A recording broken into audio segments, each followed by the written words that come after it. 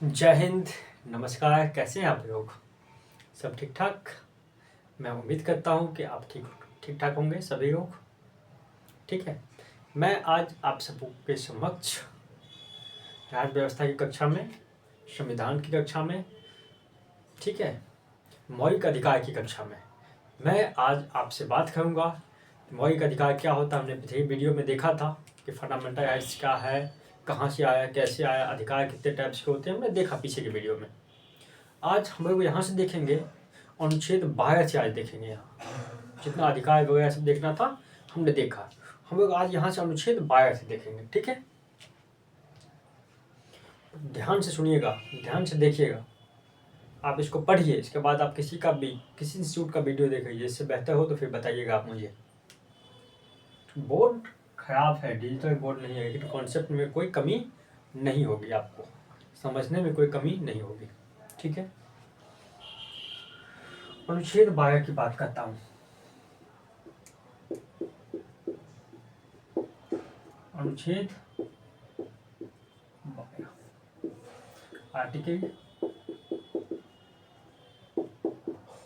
Article 12 क्या कहता है? अनुच्छेद 12 राज्य की परिभाषा देता है कि राज्य क्या है। जो मौलिक अधिकार हमने पढ़ा था पिछले वीडियो में, मौलिक अधिकार जो है ना, राज्य के विरुद्ध प्राप्त होते हैं। जो राज्य है उसके विरुद्ध हमको प्राप्त होता है, सभी नागरिकों को प्राप्त होता है। ठीक है, तो राज्य है क्या? राज्य की परिभाषा हम इसमें देखेंगे, राज्य क्या क्या चीज है। ठीक है, देखिए राज्य देखेंगे। फर्स्ट, संघ की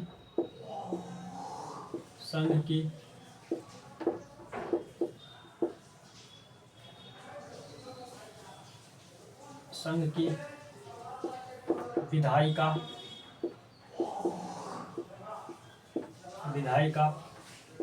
राज्य की विधायिका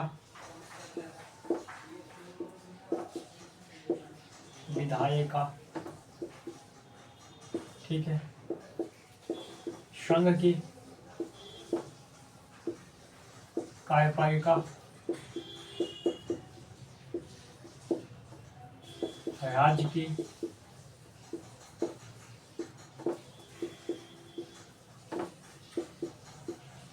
पालिका, जो ये ठीक है। संघ की राज्य क्या है? संघ की विधायिका, ठीक है, राज्य की विधायिका, संघ की कार्यपालिका, राज्य की कार्यपालिका। अब विधायिका कार्यपालिका क्या होता है? विधायिका उसको कहते हैं जो कानून का निर्माण करती है। पूरे देश में कानून कौन बनाती है? संसद। कौन बनाती है कानून? संसद बनाती है कानून। ठीक है, पूरे देश में कौन बनाती है कानून? संसद। तो संघ मतलब केंद्र। संघ की विधायिका कौन होगी? संसद। राज्य की विधायिका, राज्य में कानून कौन बनाते हैं? आप आगे देखेंगे कि संसद के 2 सदन है, उच्च सदन, निम्न सदन। उच्च सदन राज्यसभा को कहते हैं, निम्न सदन लोकसभा को कहते हैं। लोकप्रिय सदन लोकसभा है, जनता का सदन लोकसभा है। आगे डिस्कस करेंगे। ठीक है, वो संघ की बात है। राज्य की बात हो, राज्य में विधानसभा होती है, विधान परिषद होती है। कुछ राज्य में विधान परिषद है, कुछ बहुत सारे राज्य में विधान परिषद नहीं है। तो विधानसभा, राज्य की विधानसभा। ठीक है, हम कोई काम करेंगे तो विधानसभा उसको रोकेगी। केंद्र यानी कि राज्य की विधायिका, केंद्र की विधायिका रोकेगी उसको। ठीक है, उसके विरुद्ध प्राप्त होती है, ये राज्य है। संघ की विधायिका राज्य है, ठीक है, राज्य की विधायिका राज्य है। उसके बाद संघ की कार्यपालिका, राज्य की कार्यपालिका। कार्यपालिका का मतलब कौन होता है? कानून तो बन गया, जो कानून को पालन करवाता है वो कौन है? कार्यपालिका है, जो काम को पालन करवाता है। जो कानून बन गया उसको पालन करवाता है। आपने ट्रैफिक नियम बन गया कि वहाँ मत घूमिए, ये नहीं कीजिए, बंदूक मत रखिए, वो मत कीजिए, रोड पे किसी को गाड़ी मत दीजिए, तो उसको कानून को पालन कौन करवाता है? कार्यपालिका। संघ की कार्यपालिका IAS IPS होते हैं ना, राज्य की भी होते हैं, SDM DSP पुलिस दरोगा होते हैं ना।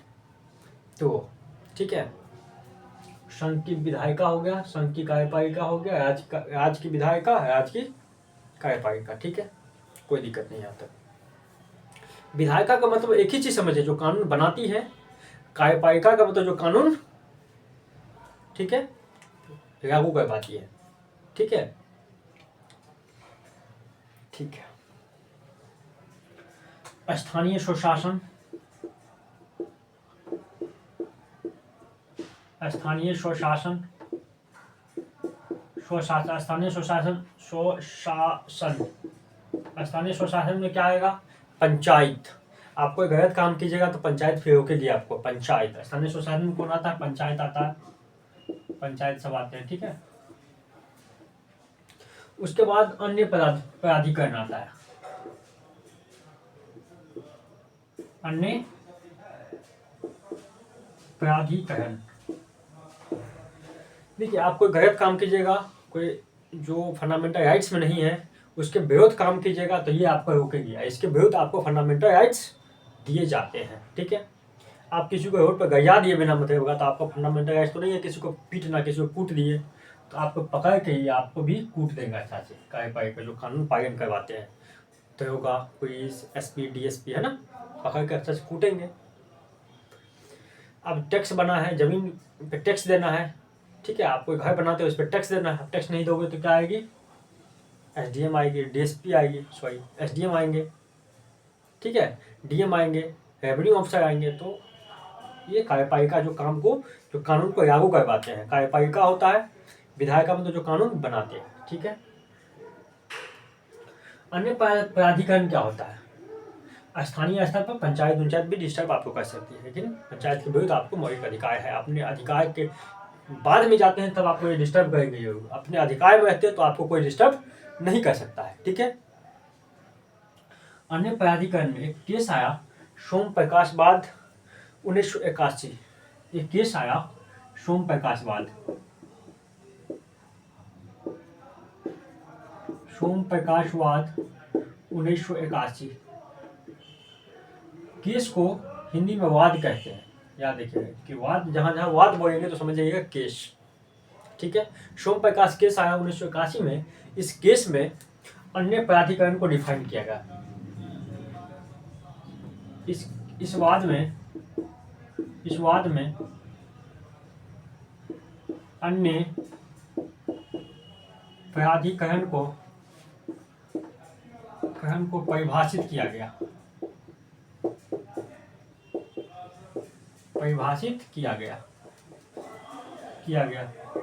अन्य प्राधिकरण क्या होता है। तो इस वाद में कहा गया, जो सोम प्रकाशवाद 1981 है, इस वाद में कहा गया कि अन्य प्राधिकरण क्या क्या हो सकते हैं। अन्य प्राधिकरण में कहा गया, जिसमें अन्य प्राधिकरण कहा गया कि ये हो सकता है, अन्य प्राधिकरण ये हो सकता है जिसमें सरकार का वित्त पोषण हो,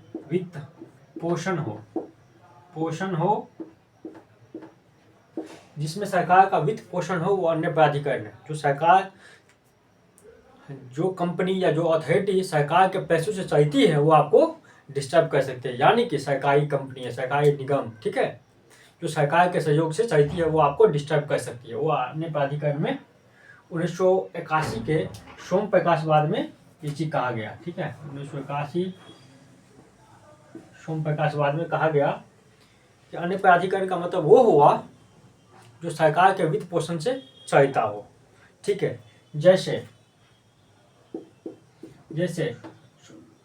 अन्य प्राधिकरण, जैसे एनटीपीसी,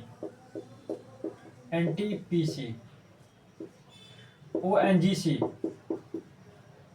एनटीपीसी का full form national thermal power corporation, इस सरकार के पैसों से चलती है। ONGC, oil and natural gas corporation, सरकार के पैसों से ही चलती है। ठीक है, ईटीसी। बट कभी कभी क्वेश्चन आता है, क्या बीसीसीआई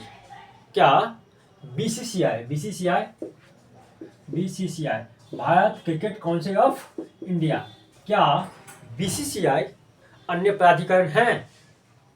नहीं। इस सोम प्रकाश बाद में एक एक्सेप्शन आता है, बीसीसीआई को सरकार पैसा देती है, बट बीसीसीआई क्या है, अन्य प्राधिकरण में नहीं आता है। ठीक है, बीसीसीआई क्या है? अन्य प्राधिकरण नहीं है। BCCI Bharat cricket council of, ठीक है, बीसीसीआई, बीसीसीआई, बीसीसीआई, ठीक है। बीसीसीआई ना अन्य प्राधिकरण में नहीं आता है, ठीक है। बीसीसीआई राज्य नहीं है, इसमें कह दिया गया है, सोम प्रकाश बाद में साफ साफ कह दिया गया कि बीसीसीआई राज्य नहीं है, ठीक है जी। एनटीपीसी, ओएनजीसी, जितनी सारी कंपनियां, जितनी सारी निगम लिमिटेड है जिसमें सरकार पैसा देती है, सरकार फंडिंग करती है, सरकार का वित्त पोषण हो, वो सारे क्या है? राज्य है, वो आपको डिस्टर्ब कर सकती है। बट ठीक है, अब आगे देखेंगे 14 से 18 पढ़ेंगे समानता के, हाँ 13 पढ़ेंगे कि क्या क्या हो सकता है।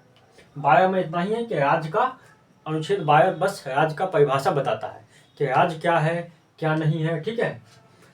राज्य क्या क्या है? तो संघ की विधायिका, राज्य की विधायिका, संघ की कार्यपालिका, राज्य की कार्यपालिका, स्थानीय स्वशासन यानी कि पंचायत, अन्य प्राधिकरण में बता दिया गया ये चीज होती है, ठीक है। वो चीज राज्य है, ठीक है। और उसके विरुद्ध हमको मौलिक अधिकार प्राप्त होता है, ठीक है। आप इसको मिटा दे।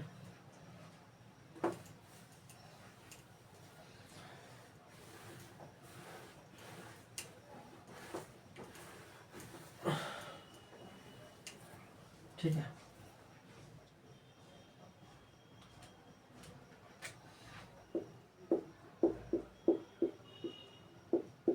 अनुच्छेद के आर्टिकल आर्टिकल 13 क्या होता है? अनुच्छेद 13 क्या है हम अभी देखेंगे, इसी वीडियो, यही वीडियो चाहे हम अनुच्छेद 13 देखेंगे, ठीक है।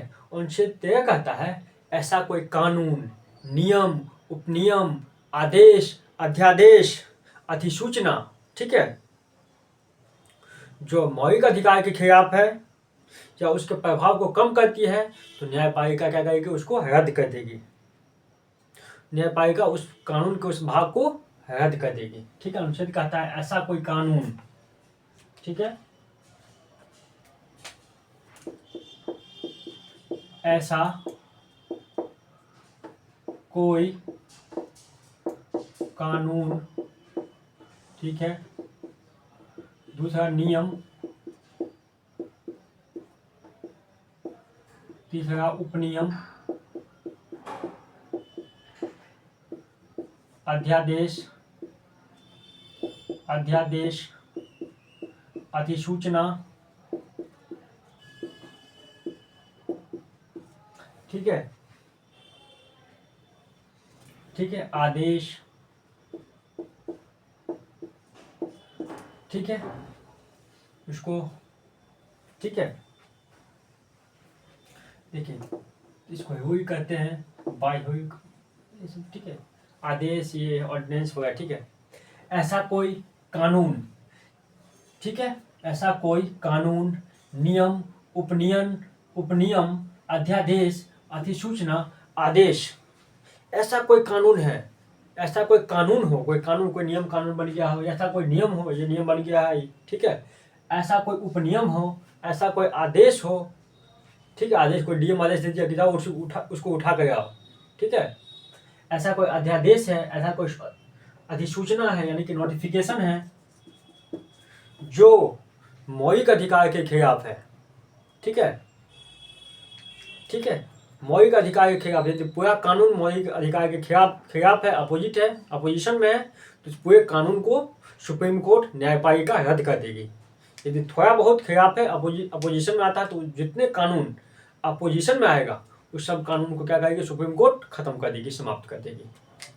मौलिक अधिकार के खिलाफ अनुच्छेद 13 कहता है कि ऐसा कोई कानून नहीं होगा जो नियम, ऐसा कोई कानून, नियम, उपनियम, अध्यादेश, अधिसूचना नहीं होगा जो मौलिक अधिकार के खिलाफ हो। अधिसूचना, ये सारी चीज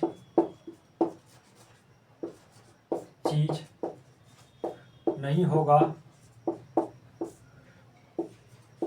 जो फंडामेंटल राइट्स के खिलाफ या विरुद्ध हो, विरुद्ध हो। यदि खिलाफ और विरुद्ध होता है तो सारे कानून को रद्द कर दिया जाएगा। यही अनुच्छेद 13 कहता है। ठीक है, ठीक है। एक आता है डॉक्ट्रिन ऑफ इप्स, एक आता है डॉक्ट्रिन ऑफ अक्षदांता का सिद्धांत। अक्षदांता का सिद्धांत क्या कहता है कि कोई कानून, ठीक है, कोई नियम यदि मौलिक अधिकार के खिलाफ होगा तो मौलिक अधिकार क्या करेगी, अपने में उसको ढक लेगी। जैसे समझिए मौलिक अधिकार ये है, ठीक है, ये क्या है, फंडामेंटल राइट्स है। ये कोई कानून है, विरोध में कोई कानून है, ये कानून है कोई विरोध में है, एफआई के विरोध, फंडामेंटल राइट्स के विरोध में है।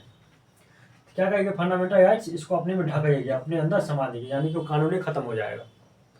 ऐसा कोई कानून है मौलिक अधिकार के विरोध में है, उसको अपने अंदर फंडामेंटल राइट ढक लेगी, उसको समा लेगी, यानी कि खत्म, उसको खा जाएगी, यानी खत्म हो गया वो। वही अक्षदांता का सिद्धांत कहता है। ठीक है, ठीक है, मिटा दे इसको। एक पृथक्करणीयता का सिद्धांत आता है। ठीक है, पृथक्करणीयता का सिद्धांत एक अनुच्छेद 13 में ही, अनुच्छेद 13 में ही पृथक्करणीयता का सिद्धांत, ठीक है। पृथक्करणीयता का सिद्धांत क्या कहता है, ये सिद्धांत कहता है कि कोई कानून है, कितना भी बड़ा कानून क्यों ना हो, जो मौलिक अधिकार के खिलाफ है, मानते ये कानून है। ठीक है, मिटाना पड़ेगा। ये क्या है, फंडामेंटल राइट्स है। ठीक है,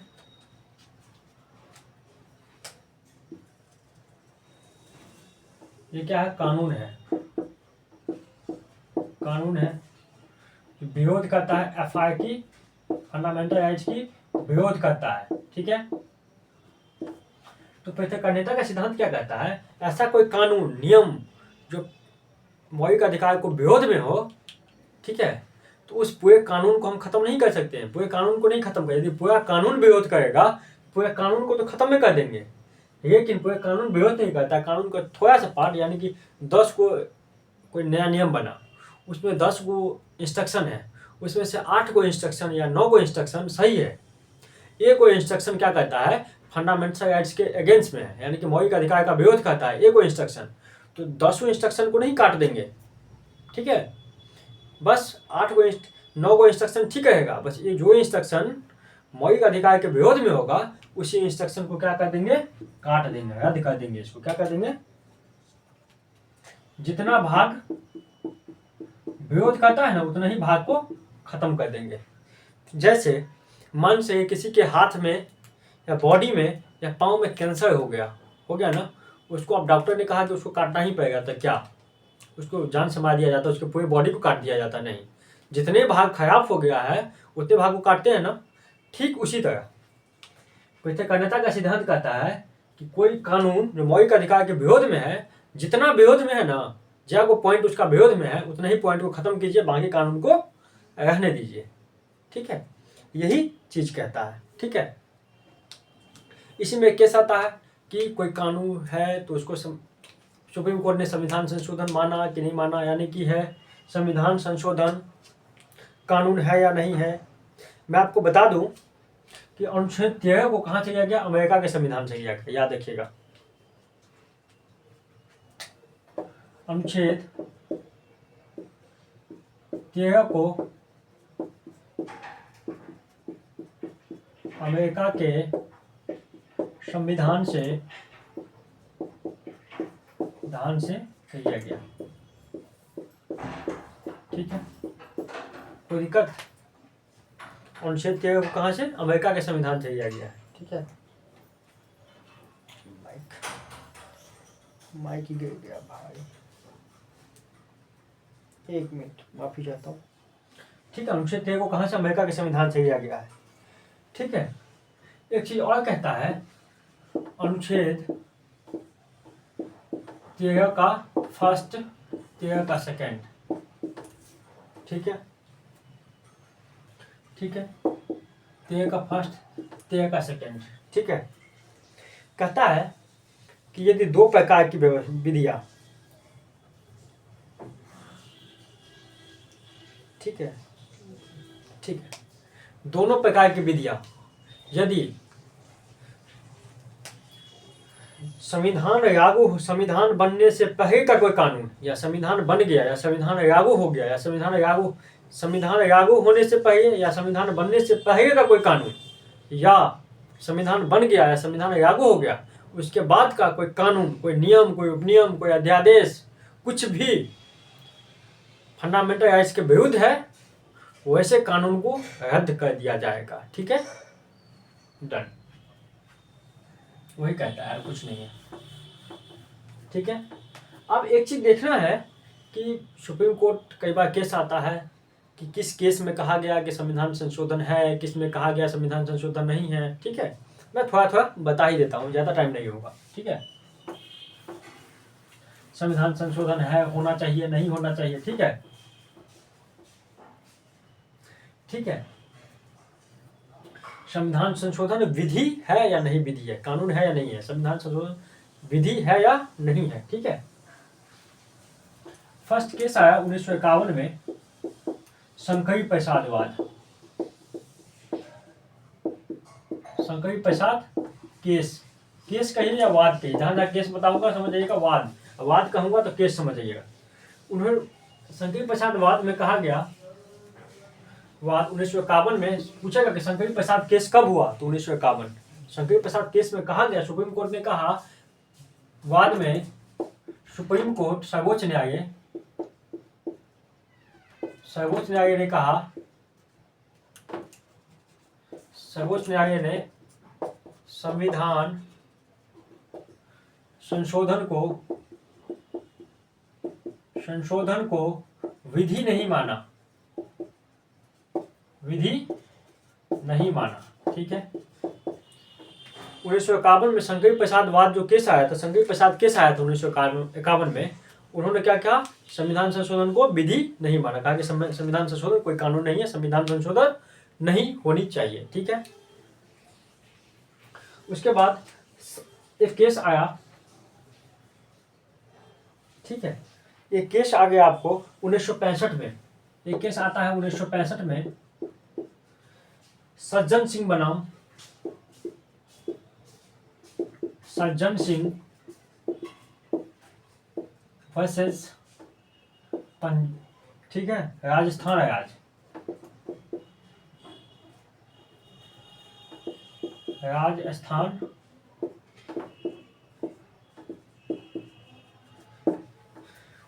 पूछेगा कि सज्जन सिंह बनाम राजस्थान राज केस कब आया था, तो 1965। सब याद रखिएगा, ऐसे फैक्ट में बिहार ऐसा में सीधे सीधे पूछ देता है, ये केस कब आया, ये केस कब आया। ठीक है, इस केस में सुप्रीम कोर्ट ने संविधान को संशोधन को विधि माना या नहीं माना।